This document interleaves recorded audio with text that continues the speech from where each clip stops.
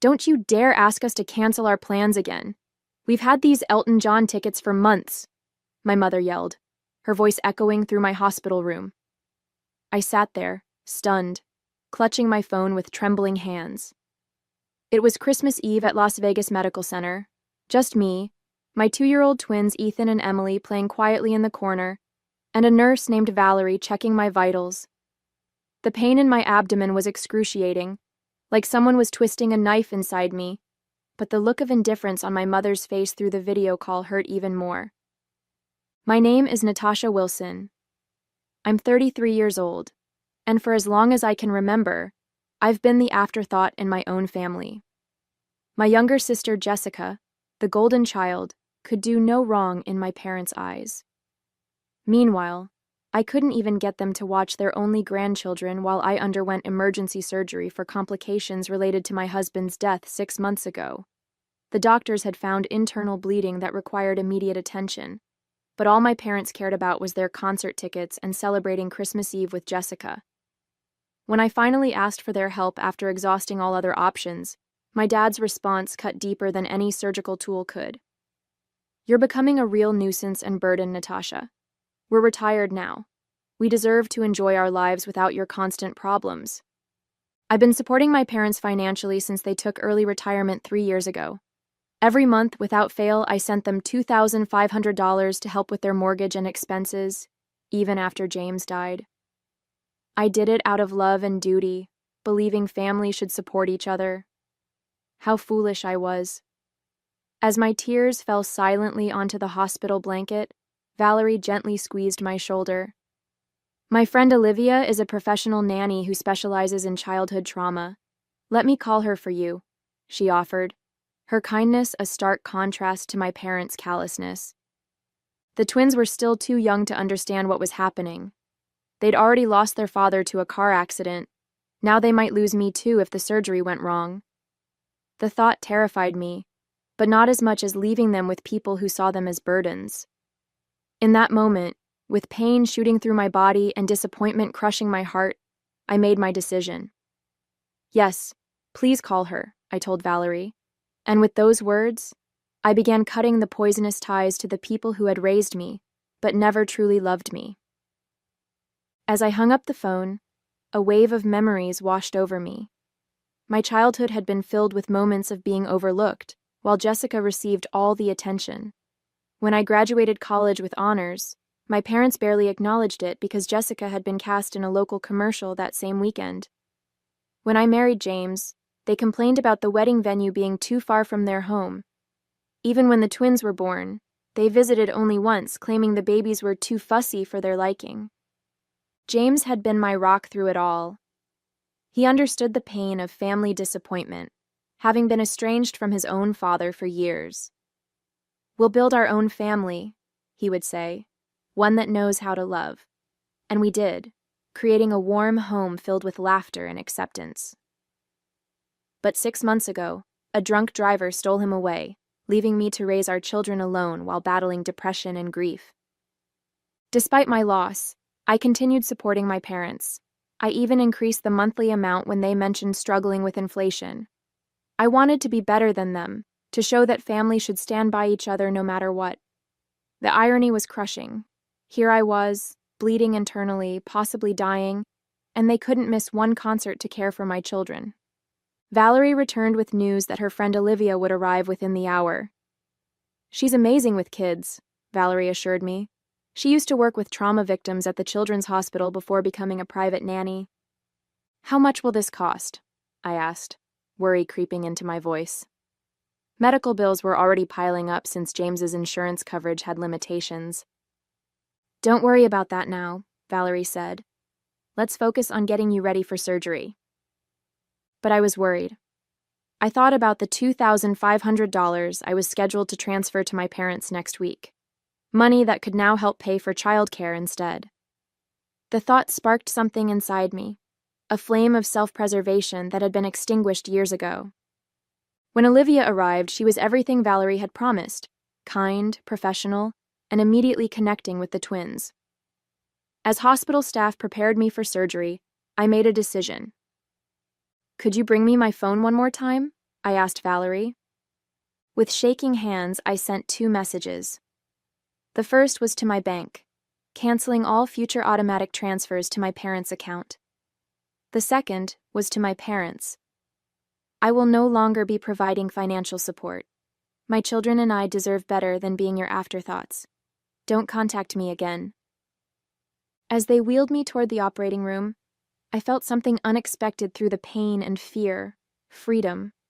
The surgery was successful, but left me weaker than anticipated. I spent 5 days in the hospital, drifting in and out of consciousness, grateful for Olivia, who had gone above and beyond by staying with the twins in my hospital room during the days and taking them to my apartment at night. During one of my more lucid moments, I noticed my phone blinking with notifications: 27 missed calls and numerous text messages from my parents and Jessica. Most of the messages followed a predictable pattern: confusion, then anger, then desperate pleas about their mortgage payment. Not once did they ask how my surgery went or if the twins were okay. The final message from my father was particularly telling. "You can't just cut us off like this. We've planned a cruise next month and the tickets are non-refundable." My sister's messages were different. She seemed genuinely confused. "Mom and Dad just told me you were having some minor procedure. What's going on? Why are they freaking out about money?" It dawned on me that my parents had lied to Jessica about the severity of my situation to justify their choice of concert over grandchildren. I decided to tell her the truth, sending her the full story while still groggy from medication. Her response came quickly. "Oh my God, Natasha. I had no idea it was an emergency surgery. They told me you were just being dramatic about a routine checkup. I would have watched the twins if I'd known. I'm so sorry." I believed her. Jessica wasn't cruel. She had just been raised in an environment where she was taught that her needs came first. Perhaps this revelation would help her see our parents for who they truly were. By the time I was discharged, I had made several decisions. First, I hired Olivia part-time to help with the twins during my recovery. Second, I contacted a lawyer to draft a will designating a trusted friend as the twins' guardian should anything happen to me, certainly not my parents. Third, I blocked my parents' numbers, allowing only Jessica limited contact as I assessed her sincerity. The financial implications of my decision were significant. The $2,500 monthly payment I'd been making to my parents represented nearly a third of my income as a graphic designer. Without that burden, I could actually afford proper childcare and maybe even start rebuilding the emergency fund that had been depleted after James's death. That night, as I lay in my own bed with the twins sleeping in their room across the hall, I felt a complex mix of emotions. There was guilt, the ingrained feeling that I was somehow wrong for putting myself and my children first. There was fear about managing recovery while caring for 2 toddlers, but there was also an unfamiliar sense of self-respect taking root. My phone pinged with a text from Jessica. "I just had a huge fight with Mom and Dad about how they treated you. I'm staying at a hotel tonight. Can we talk tomorrow?" Maybe I wasn't completely alone after all. 2 weeks after my surgery, I was slowly regaining my strength.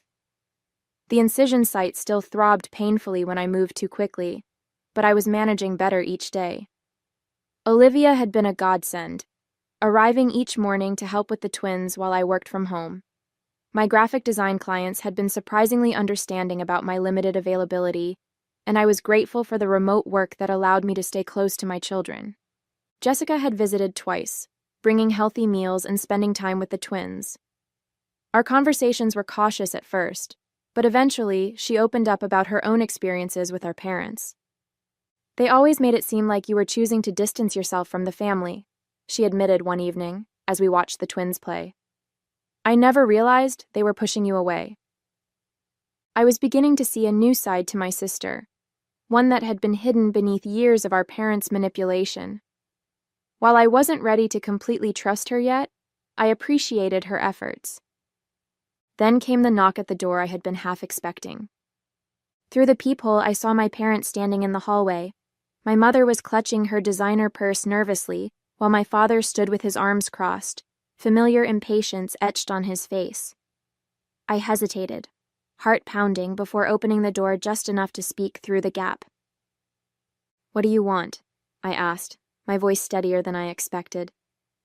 Natasha, darling, we've been so worried, my mother began, her sugary tone immediately raising my defenses. You haven't been answering our calls, and we needed to make sure you and the twins were all right. We're fine, I replied flatly. Now, if that's all... It's not all, my father interrupted, pushing slightly against the door. We need to discuss this ridiculous financial situation. The bank called about our mortgage payment, and we had to dip into our cruise savings to cover it. The audacity was breathtaking. No questions about my recovery, no concern for their grandchildren, just demands about money. I told you I'm cutting financial ties, I said. I meant it. But sweetie, my mother pleaded, her voice rising an octave, we've come to depend on that money. Your father and I adjusted our lifestyle based on your commitment to help us. My commitment? I echoed in disbelief. I've been sending money out of guilt and obligation while you couldn't even watch your grandchildren during my emergency surgery. My father's face darkened. That's not fair, Natasha. We had plans. Plans more important than my children's safety, more important than my life, I replied, anger rising. Do you know what the doctor said? There was a chance I might not survive that surgery. Did you even bother to ask? Their silence was answer enough. We made one mistake, my mother whispered dramatically. Are you really going to punish us like this? This isn't punishment, Mom. This is consequence, I said, feeling a strange calm overtake me. I've spent my entire life seeking your approval and support, and in my moment of greatest need, you chose Elton John tickets over helping me. We're your parents, my father interjected, his tone shifting to demand respect. And I'm a parent too, I countered. I would never treat Ethan and Emily the way you've treated me. Never. Just then, Emily toddled into view, clutching her stuffed giraffe. My mother instantly switched tactics. There's my precious grandbaby, she cooed, bending down. Grandma brought presents. Emily, unfamiliar with these relative strangers, backed away and looked at me with uncertainty in her eyes. I think you should leave, I said quietly. When I'm ready to talk, if I'm ever ready, I'll reach out. But the money, my father started, is no longer your concern, I finished, gently closing the door. The next morning, my parents returned with reinforcements. My Aunt Patty, my mother's sister, who had always positioned herself as the family peacemaker. Natasha, honey, let's be reasonable, Aunt Patty pleaded from outside my door, which I had not opened. Your parents are struggling without your help. They managed their finances for decades before I started helping them, I replied through the door. They chose early retirement knowing their savings weren't adequate. My mother's voice broke in. We made those decisions because you promised to help us. We've had to cancel our cruise, and now we might lose the house. Their attempts at manipulation were so transparent now that I'd stepped back from the fog of guilt they'd surrounded me with for years. When had I ever promised lifetime support? I'd offered to help temporarily after their retirement, but somehow that had evolved into an expected permanent arrangement. Mom, Dad, I'm recovering from major surgery and caring for 2 toddlers. This conversation is over, I said firmly before walking away from the door, ignoring their continued knocking and pleading. Later that day, I received a group email from my father addressed to the entire extended family, detailing how I had abandoned them in their time of need after they had sacrificed everything for me. The email conveniently omitted their refusal to help with the twins during my emergency surgery, instead painting me as an ungrateful daughter who had suddenly cut them off without reason. What they hadn't anticipated was the backlash. My cousin Michael, who lived near my parents, replied to the group, Uncle Robert, didn't you just buy a new boat last month? And Aunt Diana, wasn't that a new diamond tennis bracelet you were showing off at Thanksgiving? Other family members chimed in, many privately messaging me to ask for the full story. Even Aunt Patty called me directly after learning the truth. I had no idea about your surgery, she admitted. They told me you were just being dramatic about some routine procedure and using it to punish them financially. Meanwhile, Jessica had fully taken my side after witnessing our parents' behavior firsthand. She helped me craft a single, factual response to the family email thread, simply stating, "I recently underwent emergency surgery with a significant risk of complications. My parents refused to watch my children during this time because they had concert tickets.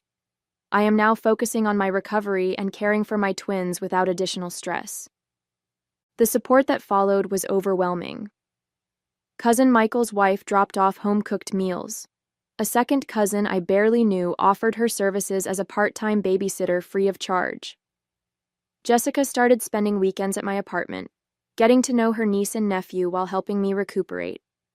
Most surprisingly, Valerie from the hospital connected me with a support group for young widowed parents. Their first meeting was held via Zoom so I could participate from home, and for the first time since James died, I felt truly understood by people who had walked my path. My parents' financial situation, meanwhile, deteriorated quickly. They had indeed been living beyond their means, counting on my monthly contributions to maintain their lifestyle of travel and luxury purchases. Jessica discovered they had taken a second mortgage on their house a year ago to buy their boat, assuming I would continue subsidizing their primary mortgage indefinitely. "They've been lying to everyone," Jessica said, shocked after helping them review their finances at their request. "They're not destitute, they're just overspent. They'd be fine if they sold the boat and vacation timeshare." Their increasingly desperate voicemails and texts continued, but with each passing day, their hold on me weakened. I was building something new from the ashes of their betrayal, a genuine support network based on mutual care rather than obligation. 1 month after my surgery, a major unexpected twist occurred. My parents received a foreclosure notice. Jessica called to inform me, her voice a mix of concern and exasperation. "They're in complete panic mode," she explained. "The bank is giving them 60 days to catch up on payments or they'll lose the house." "What about their retirement funds?" I asked, bouncing Emily on my knee while Ethan napped. "Mostly depleted. They spent a chunk on that boat, then invested the rest in some scheme Dad's golf buddy recommended. They lost almost everything," Jessica sighed. "I'm not saying you should help them, Natasha. I just thought you should know." Later that evening, I received desperate texts from both parents, now abandoning all pretense of concern for my well-being and openly begging for money. My mother's message was particularly revealing. "We never thought you'd actually cut us off. We assumed you were just angry and would start sending money again after a week or two." Their assumption that my boundaries weren't real infuriated me. All those years of putting their needs before mine, of accepting their mistreatment, they had never respected me at all. Meanwhile, my own life was transforming in unexpected ways. The support group had become a lifeline, connecting me with other parents facing similar challenges. Through them, I met Diana, a real estate agent whose husband had died of cancer 2 years earlier, leaving her with a 3-year-old son. She helped me consider options I hadn't thought possible, like selling my too-small apartment and using the equity to move to a more affordable neighborhood with better childcare options. I'd also started a small side business designing memorial websites, inspired by the one I'd created for James. Several members of my support group had commissioned sites, and word was spreading. For the first time since becoming a widow, I felt a sense of purpose beyond mere survival. The contrast between my growth and my parents' collapse became even more apparent when they showed up unannounced at my apartment again, this time with a detailed spreadsheet of their debts. "We need $14,000 to catch up on the mortgage and avoid foreclosure," my father explained, his usual authoritative tone now tinged with desperation. I invited them in, not out of obligation, but because I was curious to hear their perspective now that they were truly facing consequences. "What about selling the boat?" I asked, gesturing for them to sit at my small dining table. "We'd take a loss," my father protested. "And the timeshare?" "We've tried, but the market is terrible," my mother added quickly. "Besides, those are our retirement luxuries." I almost laughed at the absurdity. Luxuries you can't afford. We could afford them with your help, my father countered, his tone hardening. It's the least you could do after everything we've done for you. What exactly have you done for me? I asked quietly, the question hanging in the air like a challenge. The twins chose that moment to toddle into the room, Ethan clutching his favorite truck and Emily babbling happily. My parents' expressions softened instantly. There are our precious babies, my mother cooed, reaching for Emily, who promptly hid behind my legs. They don't know you, I stated simply. You've seen them, 3 times in their lives? You chose not to be involved? That's not fair, my father protested. We're busy people. Too busy for your only grandchildren. Too busy to help your daughter through emergency surgery, but not too busy to ask for money, I observed. I think that says everything about your priorities. My mother's face crumpled. Whether from genuine emotion or calculated manipulation, I couldn't tell anymore. Without your help, we'll lose everything, she whispered. I lost my husband, I replied, my voice steady. My children lost their father. We survived. You'll survive too. 3 months after my surgery, my parents faced the inevitable. They were forced to sell their house to avoid foreclosure. Jessica kept me updated on their situation, though I maintained my distance. They had managed to find a modest condo, significantly downsizing from their 4,000-square-foot lakefront property. My father had reluctantly sold his boat at a loss, and they had finally unloaded the timeshare for a fraction of what they'd paid. They're actually blaming you for their financial problems in front of everyone, Jessica informed me during one of her weekly visits. It's bizarre to watch. They tell anyone who'll listen that you abandoned them after promising lifelong support. Let them talk, I replied, feeling surprisingly unbothered. The truth speaks for itself. And it did. My extended family had largely rallied around me after learning the full story. Even my father's sister, who had always taken his side in family disputes, called to express her support after hearing about their refusal to help during my surgery. Meanwhile, my own situation had improved dramatically. Diana from my support group had helped me find and purchase a small 3-bedroom house in a family-friendly neighborhood. The mortgage payments were actually less than my apartment rent had been, and the twins had a backyard to play in for the first time in their lives. My side business designing memorial websites had grown enough that I could reduce my graphic design clients and focus on work that felt meaningful. Olivia still helped with childcare 3 days a week, but I'd adjusted my schedule to maximize time with Ethan and Emily. Most importantly, I'd found a community. Neighbors brought casseroles when we moved in. The support group organized playdates. Jessica had become a genuine sister rather than a competitor for our parents' affection. Even Valerie from the hospital occasionally stopped by with her children. I had lost my husband and cut ties with my parents, yet somehow I felt less alone than ever before. 6 months after my surgery, I received a letter, an actual handwritten letter from my mother. I almost threw it away unopened, but curiosity won out. Inside was something I'd never seen before, a genuine apology. I've had time to reflect on my behavior, she wrote.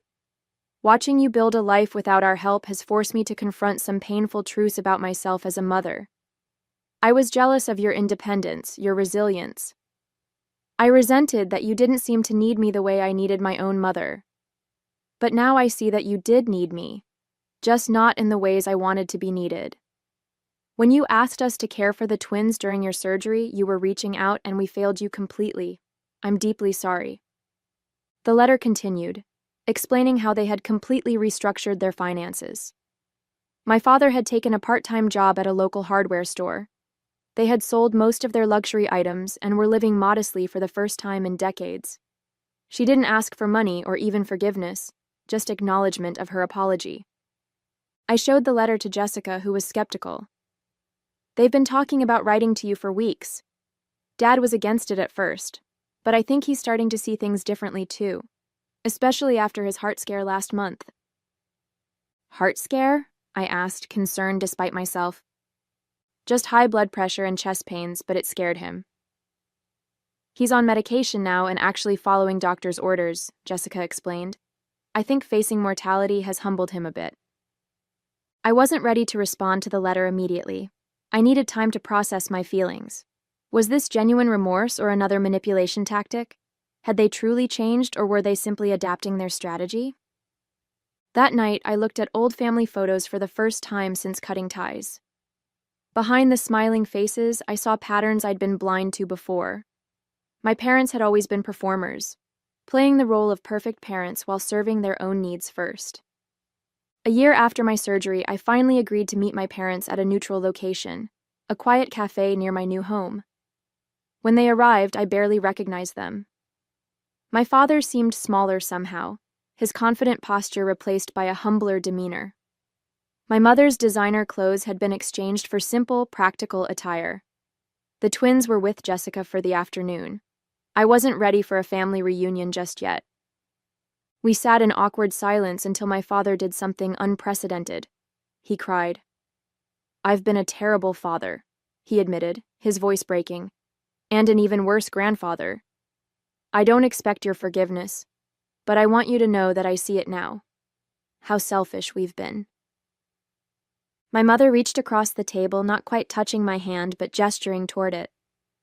"We've spent months in family therapy," she explained. "It was Jessica's idea, and we resisted at first, but it's been transformative. I didn't rush to forgive them or make promises I couldn't keep. Instead, I shared pictures of the twins and told them about our new life. They listened without interrupting, without making it about themselves, perhaps for the first time ever.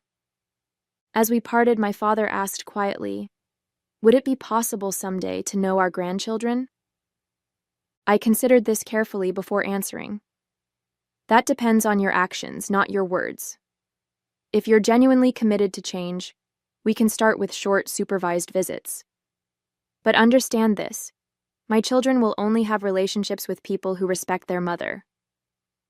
Walking away from that meeting, I felt neither the crushing weight of obligation nor the burning resentment that had defined our relationship for so long. Instead, I felt something new. The calm assurance of a woman who knew her worth, who had created boundaries and would enforce them without apology. Whether my parents could truly change remained to be seen, but I had already transformed, from a daughter desperate for approval into a mother fierce in her protection and clear in her expectations.